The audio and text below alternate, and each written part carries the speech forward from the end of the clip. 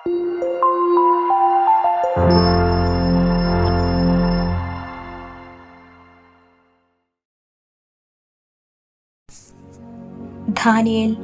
അധ്യായം 6. ദാനിയേൽ സിംഹക്കുഴിയിൽ. രാജ്യം ഭരിക്കാൻ അതിൻ്റെ എല്ലാ ഭാഗങ്ങളിലുമായി 120 പ്രധാന ദേശാധിപന്മാരെ നിയമിക്കുന്നത് നല്ലതാണെന്ന് ദാരിയൂസിന് തോന്നി. അവരുടെ മേൽ 3 തലവന്മാരെയും അവൻ നിയമിച്ചു. അവരിൽ ഒരുവൻ ദാനിയേലായിരുന്നു. രാജാവിന് നഷ്ടം സംഭവിക്കാതിരിക്കാൻ പ്രധാന ദേശാധിപന്മാർ ഇവരെ കണക്ക് ബോധിപ്പിക്കേണ്ടിയിരുന്നു. അത്ഭുതകരമായ ദൈവിക ചൈതന്യമുണ്ടായിരുന്നതുകൊണ്ട് ദാനിയേൽ മറ്റെല്ലാ തലവന്മാരെയും പ്രധാന ദേശാധിപന്മാരെയും കാൾ ശ്രേഷ്ഠനായി തീർന്നു. തൻ്റെ രാജ്യം മുഴുവൻ്റെയും അധികാരിയായി അവനെ നിയമിക്കാൻ രാജാവ് ആലോചിച്ചു. അപ്പോൾ തലവന്മാരും പ്രധാന ദേശാധിപന്മാരും ദാനിയേലിൻ്റെ മേൽ രാജദ്രോഹക്കുറ്റം ആരോപിക്കാൻ പഴുതുനോക്കി. പരാതിക്ക് മതിയായ കാരണമോ കുറ്റമോ കണ്ടെത്താൻ അവർക്ക് സാധിച്ചില്ല. എന്തെന്നാൽ അവൻ വിശ്വസ്തനായിരുന്നു. ഒരു കുറ്റവും അവർ അവനിൽ കണ്ടില്ല. അപ്പോൾ അവർ പറഞ്ഞു, ഈ ദാനിയേലിൽ അവൻ്റെ ദൈവത്തിൻ്റെ നിയമത്തെ സംബന്ധിച്ചല്ലാതെ മറ്റൊരു പരാതിക്കു കാരണം കണ്ടെത്താൻ നമുക്ക് കഴിയുകയില്ല. ഈ തലവന്മാരും പ്രധാന ദേശാധിപന്മാരും തമ്മിൽ ആലോചിച്ചുറച്ച് രാജാവിൻ്റെ അടുത്തെത്തി പറഞ്ഞു, ദാരിയൂസ് രാജാവ് നീണാൾ വാഴട്ടെ. എല്ലാ തലവന്മാരും സ്ഥാനാധിപതികളും പ്രധാന ദേശാധിപന്മാരും ഉപദേശകരും നാടുവാഴികളും ഒരു കാര്യം തീരുമാനിച്ചിരിക്കുന്നു. രാജാവേ, അടുത്ത 30 ദിവസത്തേക്ക് നിന്നോടല്ലാതെ മറ്റേതെങ്കിലും ദേവന്മാരോടോ മനുഷ്യരോടോ പ്രാർത്ഥിക്കുന്നവനെ സിംഹങ്ങളുടെ കുഴിയിൽ എറിഞ്ഞു കളയുമെന്ന് ഒരു കൽപ്പന പുറപ്പെടുവിച്ച് നിരോധനം ഏർപ്പെടുത്തണം. രാജാവേ, മേദിയക്കാരുടെയും പേർഷ്യക്കാരുടെയും നിയമമനുസരിച്ച് മാറ്റം വരുത്തുകയോ ലംഘിക്കുകയോ ചെയ്യാനാവാത്ത ആ നിരോധനാജ്ഞ മുദ്ര വച്ചു സ്ഥിരീകരിക്കണം. ദാരിയൂസ് നിരോധനാജ്ഞയിൽ മുദ്ര വെച്ചു. രേഖയിൽ മുദ്ര വച്ചിരിക്കുന്നെന്ന് അറിഞ്ഞ ദാനിയേൽ സ്വഭവനത്തിലേക്ക് പോയി. വീടിന്റെ മുകളിലത്തെ നിലയിൽ ജെറുസലേമിന് നേരെ തുറന്നു കിടക്കുന്ന ജാലകങ്ങളുണ്ടായിരുന്നു. താൻ മുൻപ് ചെയ്തിരുന്നത് പോലെ അവൻ അവിടെ ദിവസേനെ 3 പ്രാവശ്യം മുട്ടിന്മേൽ നിന്ന് തൻ്റെ ദൈവത്തോട് പ്രാർത്ഥിക്കുകയും നന്ദി പറയുകയും ചെയ്തു. മേൽപ്പറഞ്ഞ മനുഷ്യർ തീരുമാനിച്ചിരുന്നത് പോലെ ചെന്ന് ദാനിയേൽ തൻ്റെ ദൈവത്തിൻ്റെ മുൻപിൽ പ്രാർത്ഥിക്കുന്നതും അപേക്ഷിക്കുന്നതും കണ്ടു. അവർ രാജസന്നിധിയിലെത്തി നിരോധനാജ്ഞയെപ്പറ്റി പറഞ്ഞു, രാജാവേ, 30 ദിവസത്തേക്ക് നിന്നോടല്ലാതെ ഏതെങ്കിലും ദേവനോടോ മനുഷ്യനോടോ ആരെങ്കിലും പ്രാർത്ഥിച്ചാൽ അവനെ സിംഹങ്ങളുടെ കുഴിയിൽ തള്ളും എന്നൊരു നിരോധനാജ്ഞയിൽ നീ ഒപ്പുവച്ചിരുന്നില്ലേ? രാജാവ് പറഞ്ഞു, മേദിയക്കാരുടെയും പേർഷ്യക്കാരുടെയും അലംഘനീയമായ നിയമമനുസരിച്ച് അത് തീർച്ചയായും അങ്ങനെ തന്നെ. അവർ പറഞ്ഞു, രാജാവേ, യൂദായിൽ നിന്നുള്ള പ്രവാസികളിലൊരുവനായ ആ ദാനിയേൽ നിന്നെയാകട്ടെ നീ ഒപ്പുവച്ച നിരോധനാജ്ഞയെ ആകട്ടെ മാനിക്കാതെ ദിവസവും 3 പ്രാവശ്യം തൻ്റെ പ്രാർത്ഥന നടത്തുന്നു. ഇതു കേട്ടപ്പോൾ രാജാവ് അത്യധികം വ്യസനിച്ചു. ദാനിയേലിനെ രക്ഷിക്കാൻ മനസ്സിലുറച്ച് അവനെ രക്ഷിക്കുന്നതിനു വേണ്ടി സൂര്യൻ അസ്തമിക്കുന്നതുവരെ അവൻ പരിശ്രമിച്ചു. അപ്പോൾ ആലോചിച്ചുറച്ചു വന്നിരുന്ന ആളുകൾ രാജാവിനോട് പറഞ്ഞു, രാജാവേ, നീ അറിഞ്ഞാലും മേദിയക്കാരുടെയും പേർഷ്യക്കാരുടെയും നിയമമനുസരിച്ച് രാജാവ് പുറപ്പെടുവിക്കുന്ന കൽപ്പനയും ശാസനയും മാറ്റിക്കൂടാ. രാജാവ് കൽപ്പിച്ചതനുസരിച്ച് ദാനിയേലിനെ കൊണ്ടുവന്നു സിംഹങ്ങളുടെ കുഴിയിലേക്കെറിഞ്ഞു. രാജാവ് ദാനിയേലിനോട് പറഞ്ഞു, നീ നിരന്തരം സേവിക്കുന്ന നിന്റെ ദൈവം നിന്നെ രക്ഷിക്കട്ടെ. ദാനിയേലിനെ കുറിച്ചുള്ള വിധിക്ക് മാറ്റം വരാതിരിക്കാൻ കുഴി ഒരു കല്ലുകൊണ്ട് അടയ്ക്കുകയും രാജാവിൻ്റെയും പ്രഭുക്കന്മാരുടെയും മോതിരങ്ങൾ കൊണ്ട് അതിനു മുദ്ര വയ്ക്കുകയും ചെയ്തു. രാജാവ് കൊട്ടാരത്തിലേക്ക് പോയി രാത്രി മുഴുവൻ ഉപവാസത്തിൽ കഴിച്ചുകൂട്ടി. വിനോദങ്ങളെല്ലാം അവൻ പരിത്യജിച്ചു. നിദ്ര അവനെ സമീപിച്ചില്ല. രാജാവ് അതിരാവിലെ എഴുന്നേറ്റ് സിംഹങ്ങളുടെ കുഴിയിലേക്ക് തിടുക്കത്തിൽ ചെന്നു. ദാനിയേലിനെ ഇട്ടിരുന്ന കുഴിക്കടുത്ത് ചെന്നപ്പോൾ ദുഃഖം നിറഞ്ഞ സ്വരത്തിൽ രാജാവ് വിളിച്ചു ചോദിച്ചു, ദാനിയേൽ, ജീവിക്കുന്ന ദൈവത്തിന്റെ ദാസ, നീ നിരന്തരം സേവിക്കുന്ന നിന്റെ ദൈവം നിന്നെ സിംഹങ്ങളിൽ നിന്നു രക്ഷിക്കാൻ ശക്തനായിരുന്നു. ദാനിയേൽ രാജാവിനോട് പറഞ്ഞു, രാജാവ് നീണാൾ വാഴട്ടെ. തന്റെ മുൻപിൽ ഞാൻ കുറ്റമറ്റവനാണെന്ന് കണ്ടതിനാൽ എന്റെ ദൈവം ദൂതനെ അയച്ച് സിംഹങ്ങളുടെ വായ് അടച്ചു. അവ എന്നെ ഉപദ്രവിച്ചില്ല. രാജാവേ, നിന്റെ മുൻപിലും ഞാൻ നിരപരാധനാണല്ലോ. അപ്പോൾ രാജാവ് അത്യധികം സന്തോഷിച്ച് ദാനിയേലിനെ കുഴിയിൽ നിന്ന് പുറത്തു കൊണ്ടുവരാൻ കൽപ്പിച്ചു. ദാനിയേലിനെ കുഴിയിൽ നിന്ന് കയറ്റി. തന്റെ ദൈവത്തിൽ ആശ്രയിച്ചിരുന്നതുകൊണ്ട് അവന് ഒരു പോറൽ പോലും ഏറ്റതായി കണ്ടില്ല. ദാനിയേലിനെ കുറ്റം വിധിച്ചവരെയും അവരുടെ ഭാര്യമാരെയും കുട്ടികളെയും രാജകൽപ്പന പ്രകാരം കൊണ്ടുവന്ന് സിംഹത്തിന്റെ കുഴിയിലെറിഞ്ഞു. കുഴിയുടെ അടിയിലെത്തും മുൻപേ സിംഹങ്ങൾ അവരെ അടിച്ചു വീഴ്ത്തി അസ്ഥികൾ ഒടിച്ചു നുറുക്കി.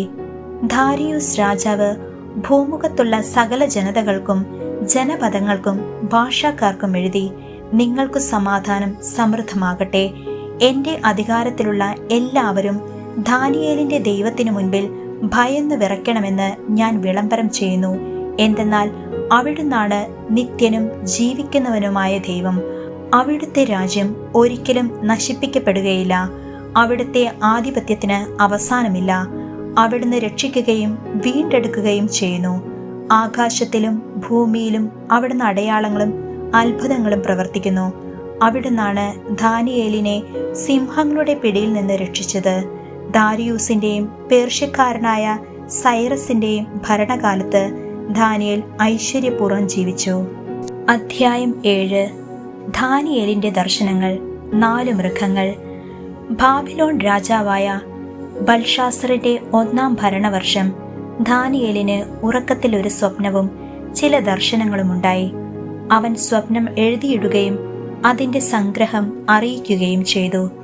ദാനിയേൽ പറഞ്ഞു, ആകാശത്തിലെ 4 കാറ്റുകളും മഹാസമുദ്രത്തെ ഇളക്കിമറിക്കുന്നത് നിശാദർശനത്തിൽ ഞാൻ കണ്ടു.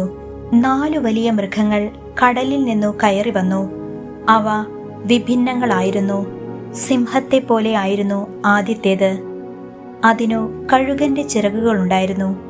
ഞാൻ അതിനെ വീക്ഷിച്ചുകൊണ്ടിരിക്കെ അതിന്റെ ചിറകുകൾ പറിച്ചെടുക്കപ്പെട്ടു. അതിനെ നിലത്തുനിന്ന് പൊക്കി മനുഷ്യനെ പോലെ ഇരുകാലിൽ നിർത്തി. മനുഷ്യന്റെ മനസ്സും അതിന് നൽകപ്പെട്ടു. ഇതാ രണ്ടാമത്തത്, കരടിയെപ്പോലെ മറ്റൊരു മൃഗം. അതിന്റെ ഒരു വശം ഉയർത്തപ്പെട്ടു. അതു 3 വാരിയെല്ലുകൾ കടിച്ചു പിടിച്ചിരുന്നു. അതിനോട് പറഞ്ഞു, ഇഷ്ടം പോലെ മാംസം തിന്നുകൊള്ളുക. അതിനുശേഷം ഞാൻ നോക്കിയപ്പോൾ ഇതാ മുതുകത്തു പക്ഷിയുടെ 4 ചിറകുകളുള്ള പുള്ളിപ്പുലിയെപ്പോലെ മറ്റൊരു മൃഗം.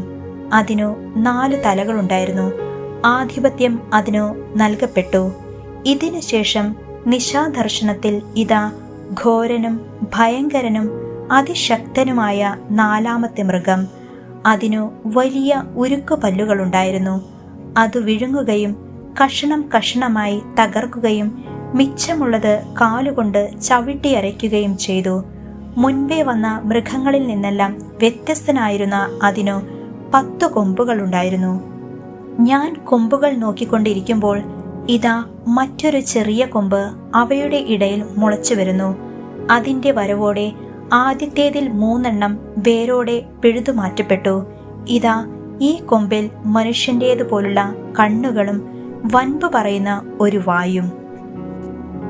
മനുഷ്യപുത്രൻ, ഞാൻ നോക്കിക്കൊണ്ടിരിക്കെ സിംഹാസനങ്ങൾ നിരത്തി പുരാതനനായവൻ ഉപവിഷ്ടനായി. അവന്റെ വസ്ത്രം മഞ്ഞുപോലെ ധവളം, തലമുടി നിർമ്മലമായ ആട്ടിൻ രോമം പോലെ. തീജ്വാലകളായിരുന്നു അവന്റെ സിംഹാസനം, അതിന്റെ ചക്രങ്ങൾ കത്തിക്കാളുന്ന അഗ്നി. അവന്റെ മുൻപിൽ നിന്ന് അഗ്നിപ്രവാഹം പുറപ്പെട്ടു. 1000 പേർ അവനെ സേവിച്ചു.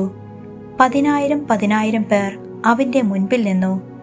ന്യായാധിപ സഭ ന്യായവിധിക്ക് ഉപവിഷ്ടമായി. ഗ്രന്ഥങ്ങൾ തുറക്കപ്പെട്ടു. കൊമ്പിന്റെ വൻപ് പറച്ചിൽ കേട്ടു ഞാൻ നോക്കി. ഞാൻ നോക്കിക്കൊണ്ടിരിക്കെ ആ മൃഗം കൊല്ലപ്പെട്ടു. അതിന്റെ ശരീരം നശിപ്പിക്കപ്പെട്ടു. അഗ്നിയിൽ ദഹിപ്പിക്കാൻ അത് വിട്ടുകൊടുക്കപ്പെടുകയും ചെയ്തു. മറ്റു മൃഗങ്ങളുടെ ആധിപത്യം എടുത്തു മാറ്റപ്പെട്ടു. എന്നാൽ അവയുടെ ആയുസ് ഒരു കാലത്തേക്കും ഒരു സമയത്തേക്കും നീണ്ടുനിന്നു. നിശാദർശനത്തിൽ ഞാൻ കണ്ടു, ഇതാ വാനമേഘങ്ങളോടുകൂടെ മനുഷ്യപുത്രനെ പോലെ ഒരുവൻ വരുന്നു. അവനെ പുരാതനായവന്റെ മുൻപിൽ ആനയിച്ചു. എല്ലാ ജനതകളും ജനപദങ്ങളും ഭാഷക്കാരും അവനെ സേവിക്കേണ്ടതിന് ആധിപത്യവും മഹത്വവും രാജ്യത്വവും അവന് നൽകി. അവന്റെ ആധിപത്യം ശാശ്വതമാണ്, അത് ഒരിക്കലും ഇല്ലാതാവുകയില്ല. അവന്റെ രാജ്യത്വം അനശ്വരമാണ്. ഞാൻ ദാനിയേൽ ഉത്കണ്ഠാകുലനായി. ദർശനങ്ങൾ എന്നെ പരിഭ്രാന്തനാക്കി. ഞാൻ അവിടെ നിന്നിരുന്നവരിൽ ഒരുവനെ സമീപിച്ച് ഇതിൻ്റെ എല്ലാം പൊരുൾ എന്താണെന്ന് ചോദിച്ചു. അതിൻ്റെ വ്യാഖ്യാനം അവൻ എനിക്ക് പറഞ്ഞു തന്നു. ഭൂമിയിൽ നിന്ന് ഉയർന്നു വരുന്ന 4 രാജാക്കന്മാരാണ് ഈ 4 മഹാമൃഗങ്ങൾ. എന്നാൽ അത്യുന്നതന്റെ പരിശുദ്ധർക്കു രാജ്യം ലഭിക്കുകയും അവർ ആ രാജ്യം എന്നേക്കുമായി അവകാശമാക്കുകയും ചെയ്തു. മറ്റുള്ളവരിൽ നിന്നു വ്യത്യസ്തനും കൂടുതൽ ഭയങ്കരനും ഉരുക്കുപല്ലും ഓട്ടുനഖവും ഉള്ളവനും വെട്ടിവിഴുങ്ങുകയും കഷ്ണം കഷ്ണമായി തകർക്കുകയും മിച്ചമുള്ളവയെ കാലുകൊണ്ട് ചവിട്ടി അരയ്ക്കുകയും ചെയ്തവനുമായ 4ാമത്തെ മൃഗത്തെക്കുറിച്ച് അറിയാൻ ഞാൻ ആഗ്രഹിച്ചു. അതിൻ്റെ തലയിലുണ്ടായിരുന്ന 10 കൊമ്പുകളെയും മറ്റു 3 വീഴ്ത്തിയതും കണ്ണുകളും വൻപ് പറയുന്ന വായുമുള്ളതും മറ്റുള്ളവയേക്കാൾ ഭീകരവുമായ കൊമ്പിനെയും സംബന്ധിച്ച സത്യം അറിയുന്നതിന് ഞാൻ ആഗ്രഹിച്ചു. പുരാതനനായവൻ വന്ന് അത്യുന്നതന്റെ പരിശുദ്ധർക്ക് വേണ്ടി ന്യായവിധി നടത്തുന്നതുവരെ, പരിശുദ്ധർ രാജ്യം സ്വീകരിക്കുന്ന സമയം സമാഗതമാകുന്നതുവരെ ഈ കൊമ്പ് അവരുമായി പൊരുതി ജയിക്കുന്നത് ഞാൻ കണ്ടു. അവൻ പറഞ്ഞു, 4ാമത്തെ മൃഗം ഭൂമിയിലെ 4ാമത്തെ ഒരു സാമ്രാജ്യമാണ്. മറ്റെല്ലാ രാജ്യങ്ങളിലും നിന്ന് അത് വ്യത്യസ്തമായിരിക്കും. അത് ഭൂമി മുഴുവൻ വെട്ടിവിഴുങ്ങുകയും ചവിട്ടി മെതിക്കുകയും കഷ്ണം കഷ്ണമായി തകർക്കുകയും ചെയ്യും. ഈ സാമ്രാജ്യത്തിലുള്ള ഉയർന്നു വരുന്ന 10 രാജാക്കന്മാരാണ് 10 കൊമ്പുകൾ. അവർക്കെതിരെ വേറൊരുവൻ അവരുടെ പിന്നാലെ വരും. തന്റെ മുൻഗാമികളിൽ നിന്ന് അവൻ ഭിന്നനായിരിക്കും. അവൻ 3 രാജാക്കന്മാരെ താഴെയിറക്കും. അവൻ അത്യുന്നതനെതിരെ ദൂഷണം പറയും. അത്യുന്നതന്റെ പരിശുദ്ധരെ അവൻ പീഡിപ്പിക്കും. നിയമങ്ങളും ഉത്സവ ദിനങ്ങളും മാറ്റുന്നതിന് അവൻ ആലോചിക്കും. സമയവും സമയങ്ങളും സമയത്തിന്റെ പകുതിയും വരെ അവർ അവന്റെ കൈകളിൽ ഏൽപ്പിക്കപ്പെടും. എന്നാൽ ന്യായാധിപ സഭ വിധി പ്രസ്താവിക്കാൻ ഉപവിഷ്ടമാവുകയും അവന്റെ ആധിപത്യം എടുത്തുമാറ്റപ്പെടുകയും ചെയ്യും. പൂർണ്ണമായി ദഹിപ്പിച്ച് നശിപ്പിക്കേണ്ടതിനു തന്നെ ആകാശത്തിൽ കീഴിലുള്ള സകല രാജ്യങ്ങളുടെയും രാജ്യത്വവും ആധിപത്യവും മഹത്വവും അത്യുന്നതന്റെ പരിശുദ്ധന്മാർക്കു നൽകപ്പെടും. അവരുടെ രാജ്യം ശാശ്വതമാണ്. എല്ലാ ആധിപത്യങ്ങളും അവരെ സേവിക്കുകയും അനുസരിക്കുകയും ചെയ്യും. ഇത്രയുമാണ് ദർശനത്തിന്റെ വിശദീകരണം. ഞാൻ ദാനിയേൽ എന്റെ വിചാരങ്ങൾ നിമിത്തം പരിഭ്രാന്തനായി. ഞാൻ വിവരണനായി. എല്ലാം ഞാൻ മനസ്സിൽ സൂക്ഷിച്ചു. അധ്യായം 8. ആട്ടുകൊറ്റന്മാർ. ബൽഷാസർ രാജാവിന്റെ 3ാം ഭരണവർഷം ദാനിയേലായ എനിക്ക് വീണ്ടും ഒരു ദർശനമുണ്ടായി. ദർശനത്തിൽ ഞാൻ കണ്ടു, ഞാൻ ഏലാം ദേശത്ത് തലസ്ഥാനമായ സൂസായിലായിരുന്നു. ഞാൻ ഉലായ് നദിയുടെ കരയിൽ നിൽക്കുകയായിരുന്നു. ഞാൻ കണ്ണുകളുയർത്തി, ഇതാ ഒരു മുട്ടാട് നദീതീരത്ത് നിൽക്കുന്നു. അതിനു 2 വലിയ കൊമ്പുകളുണ്ടായിരുന്നു. ഒന്ന് മറ്റേതിനേക്കാൾ നീളമുള്ളതായിരുന്നു. നീളം കൂടുതലുള്ളത് അവസാനം മുളച്ചതാണ്. ആ മുട്ടാട് പടിഞ്ഞാറോട്ടും വടക്കോട്ടും തെക്കോട്ടും ഇടിച്ചു മുന്നേറുന്നതു ഞാൻ കണ്ടു. ഒരു മൃഗത്തിനും അവനോട് എതിർത്തു നിൽക്കാനോ അവന്റെ ശക്തിയിൽ നിന്ന് രക്ഷപ്പെടാനോ കഴിഞ്ഞില്ല. തന്നിഷ്ടം പോലെ അവൻ പ്രവർത്തിക്കുകയും ഗർവ കാണിക്കുകയും ചെയ്തു. ഞാൻ ചിന്തിച്ചുകൊണ്ടിരിക്കെ ഇതാ ഒരു കോലാട്ടുകൊറ്റൻ ഭൂതലത്തിന് കുറുകെ പടിഞ്ഞാറു നിന്ന് നിലം തൊടാതെ പാഞ്ഞു വരുന്നു. ആ കോലാടിനു കണ്ണുകൾക്കിടയിൽ തങ്ങി നിൽക്കുന്ന ഒരു കൊമ്പുണ്ടായിരുന്നു. നദീതീരത്ത് നിൽക്കുന്നതായി ഞാൻ കണ്ട 2 കൊമ്പുകളുള്ള മുട്ടാടിനു നേരെ ഉഗ്രമായ കോപത്തോടെ അത് പാഞ്ഞു വന്നു. അവൻ മുട്ടാടിനടുത്തെത്തുന്നതും ഉഗ്രകോപം പൂണ്ട് ഇടിച്ച് മുട്ടാടിൻ്റെ കൊമ്പ് രണ്ടും തകർക്കുന്നതും ഞാൻ കണ്ടു. അവനെ നേരിടാൻ മുട്ടാടിന് ശക്തിയില്ലായിരുന്നു. അവൻ അതിനെ നിലത്തു വീഴ്ത്തി ചവിട്ടി മെതിച്ചു. അതിനെ അവനിൽ നിന്നു രക്ഷിക്കാൻ ആർക്കും കഴിഞ്ഞില്ല. പിന്നീട് കോലാട്ടുകൊറ്റൻ അതീവ ശക്തനായി, പക്ഷേ ശക്തിയുടെ പാരമ്യത്തിൽ എത്തിയപ്പോൾ അവൻ്റെ വലിയ കൊമ്പ് തകർന്നുപോയി. അതിനു പകരം ആകാശത്തിൻ്റെ 4 കാറ്റുകളുടെയും നേരെ ശക്തമായ 4 കൊമ്പുകൾ മുളച്ചു വന്നു. അവയിൽ ഒന്നിൽ നിന്ന് ഒരു ചെറിയ കൊമ്പ് മുളച്ചു തെക്കോട്ടും കിഴക്കോട്ടും മഹത്വത്തിൻ്റെ ദേശത്തിനു നേരെയും വളർന്നു വലുതായി. അത് ആകാശ സൈന്യത്തോളം വളർന്നു വലുതായി. നക്ഷത്രവ്യൂഹങ്ങളിൽ ചിലതിനെ കുത്തിവീഴ്ത്തി ചവിട്ടി മെതിച്ചു. അത് ആകാശ സൈന്യത്തിൻ്റെ അധിപനെ വെല്ലുവിളിക്കുക പോലും ചെയ്തു. അവിടുത്തെ നിരന്തര ദഹനബലികൾ മുടക്കുകയും വിശുദ്ധ മന്ദിരത്തെ കീഴ്മേൽ മറിക്കുകയും ചെയ്തു. ജനം തങ്ങളുടെ പാപം നിമിത്തം അവൻ്റെ പിടിയിൽ അമർന്നു. നിരന്തര ദഹനബലി മുടങ്ങി. സത്യം നിലത്തു വലിച്ചെറിയപ്പെട്ടു. കൊമ്പാകട്ടെ അടിക്കടി വിജയം നേടി. അപ്പോൾ ഒരു പരിശുദ്ധൻ സംസാരിക്കുന്നത് ഞാൻ കേട്ടു. വേറൊരു പരിശുദ്ധൻ ആദ്യം സംസാരിച്ചവനോട് പറഞ്ഞു, നിരന്തര ദഹനബലിയെയും നാശം വിതയ്ക്കുന്ന പാപത്തെയും വിശുദ്ധ മന്ദിരവും സൈന്യവും കാൽ കീഴിൽ ചവിട്ടി മെതിക്കപ്പെടുന്നതിനെയും കുറിച്ച് ദർശനത്തിൽ ഞാൻ കണ്ടത് എത്രത്തോളം നീണ്ടു നിൽക്കും? അവൻ അവനോട് പറഞ്ഞു, 2300 സന്ധ്യകളും പ്രഭാതങ്ങളും വരെ. അപ്പോൾ വിശുദ്ധ മന്ദിരം പുനരുദ്ധരിക്കപ്പെടും. ദാനിയേലായ ഞാൻ ഈ ദർശനം ഗ്രഹിക്കാൻ ശ്രമിച്ചു കൊണ്ടിരിക്കെ ഇതാ എൻ്റെ മുൻപിൽ മനുഷ്യരൂപമുള്ള ഒരുവൻ നിൽക്കുന്നു. ഉലായ് തീരങ്ങളിൽ നിന്ന് ഒരുവൻ വിളിച്ചു പറയുന്നത് ഞാൻ കേട്ടു, ഗബ്രിയേൽ, ദർശനം ഇവനെ ഗ്രഹിപ്പിക്കുക. ഞാൻ നിന്നിടത്തേക്ക് അവൻ വന്നു. അവൻ വന്നപ്പോൾ ഞാൻ ഭയവിഹ്വലനായി സാഷ്ടാംഗം വീണു. അവൻ എന്നോട് പറഞ്ഞു, മനുഷ്യപുത്ര, ഗ്രഹിച്ചുകൊള്ളുക, ഈ ദർശനം അവസാന കാലത്തേക്കുള്ളതാണ്. അവൻ എന്നോട് സംസാരിച്ചു കൊണ്ടിരിക്കുമ്പോൾ ഞാൻ മൂർച്ഛിച്ചു വീണു. എന്നാൽ അവൻ എന്നെ തൊട്ട് എഴുന്നേൽപ്പിച്ചു നിർത്തി. അവൻ പറഞ്ഞു, കാലത്തിൻ്റെ അവസാനത്തിൽ, ക്രോധത്തിൻ്റെ നിമിഷത്തിൽ എന്ത് സംഭവിക്കുമെന്ന് ഞാൻ നിനക്ക് വെളിപ്പെടുത്തി തരാം. യുഗാന്തത്തെ സംബന്ധിക്കുന്നതാണ് ഇത്. 2 കൊമ്പുള്ളതായി നീ കണ്ട മുട്ടാട് മേദിയായിലെയും പേർഷ്യയിലെയും രാജാക്കന്മാരാണ്. കോലാട്ടുകൊറ്റൻ യവന രാജാവാണ്. അവൻ്റെ കണ്ണുകൾക്കിടയിലുള്ള വലിയ കൊമ്പ് ആദ്യത്തെ രാജാവാണ്. തകർക്കപ്പെട്ട കൊമ്പിൻ്റെ സ്ഥാനത്ത് മറ്റു 4 മുളച്ചതുപോലെ അവൻ്റെ രാജ്യത്തു നിന്ന് 4 രാജ്യങ്ങൾ ഉദയം ചെയ്യും. പക്ഷേ അവൻ്റെ ശക്തി അവർക്കുണ്ടായിരിക്കുകയില്ല. അവരുടെ ഭരണത്തിൻ്റെ അവസാന ഘട്ടത്തിൽ പാപികളുടെ അതിക്രമം പൂർണ്ണരൂപം പ്രാപിക്കുമ്പോൾ ഉഗ്രഭാവമുള്ളവനും തന്ത്രശാലിയുമായ ഒരു രാജാവ് ഉയർന്നുവരും. അവൻ്റെ ശക്തി വലുതായിരിക്കും. അവൻ ഭീകരനാശങ്ങൾക്കു കാരണമാകും. തൻ്റെ പ്രവൃത്തികളിലെല്ലാം അവൻ വിജയിക്കും. ശക്തരെയും പരിശുദ്ധരെയും അവൻ നശിപ്പിക്കും. കൗശലം കൊണ്ട് അവൻ വഞ്ചന നിറഞ്ഞ മാർഗങ്ങളിൽ വിജയിക്കും. അവൻ അതിരറ്റ് അഹങ്കരിക്കും.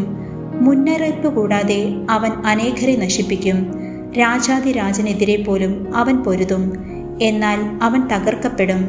മനുഷ്യകരം കൊണ്ട് ആയിരിക്കുകയില്ല. സന്ധ്യകളെയും പ്രഭാതങ്ങളെയും കുറിച്ച് അറിയിച്ച ദർശനം സത്യമാണ്. എന്നാൽ അനേക നാളുകൾക്കു ശേഷം സംഭവിക്കേണ്ടതാകയാൽ അതു മൂടി മുദ്ര വയ്ക്കുക. ദാനിയേലായ ഞാൻ തളർന്ന് ഏതാനും ദിവസം രോഗിയായി കിടന്നു. പിന്നെ ഞാൻ എഴുന്നേറ്റ് രാജാവിൻ്റെ കാര്യങ്ങളിൽ മുഴുകി. ദർശനം നിമിത്തം ഞാൻ അസ്വസ്ഥനായിരുന്നു. അത് ഗ്രഹിക്കാൻ എനിക്ക് സാധിച്ചതുമില്ല.